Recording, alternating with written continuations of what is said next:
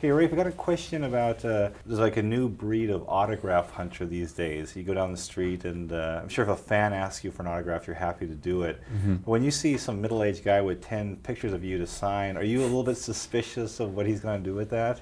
Yeah, no, there is that. Can you sign 5 of these? Why? Yeah. And does that kind of surprise you that people are turning around and selling that type of thing? Yes, yes, yes, it does surprise me.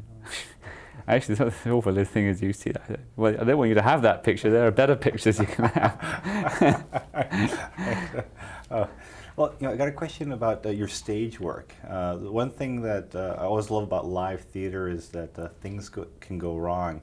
And these days there are always people who are like talking in the audience, their cell phones are going off, that type of thing. What kind of unusual interruptions have you experienced in your stage career, things that have thrown you off the mark? Actually, the most unusual one that comes to mind was one caused by myself, which was I was in a Shakespeare comedy with a very physical scene, jumping around, and finally, I think, sort of throwing myself at the feet of someone, pleading for their forgiveness. I had these moleskin breeches which ripped from my belt right through my crotch, so that I had my underpants, which happily were red polka-dotted underpants, exposed.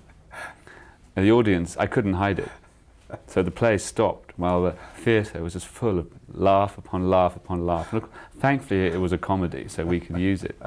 And then I had to then go into this rhapsodic speech about love. So I had to I had to pretend it hadn't happened and cross my legs and carry on. And that was the biggest interruption that I can think of. I haven't remember there's been one from the audience. Occasionally you hear someone being sick or something, as you say, a cell phone going off, but that was unexpected. That's funny. Well, turning to the English patient, just wondering about the biplane. How much trepidation did you have toward that prop when you approached it the first time? Oh, well, of course, everyone's so cautious about actors doing things that are dangerous. I mean, I was dying to go up in it.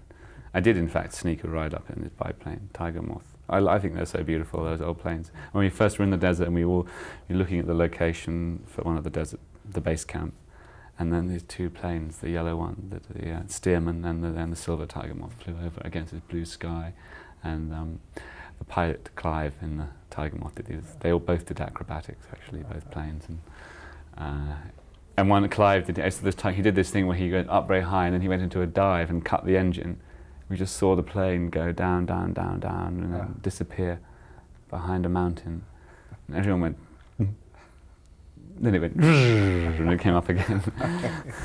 Appeared, it was all right. You know, I was talking to a friend of mine about this movie, and I was talking, Ralph Fiennes is in this film. He goes, it's not Ralph, it's Ralph.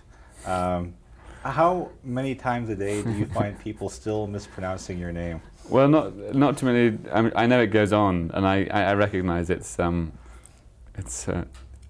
peculiarity for some people. It's just that was the sort of traditional way of pronouncing that spelling and I was named after, I think, a great-grandfather on my father's side, someone who he admired very much, and that was not unusual for people who spelt their name R-A-L-P-H to say Rafe.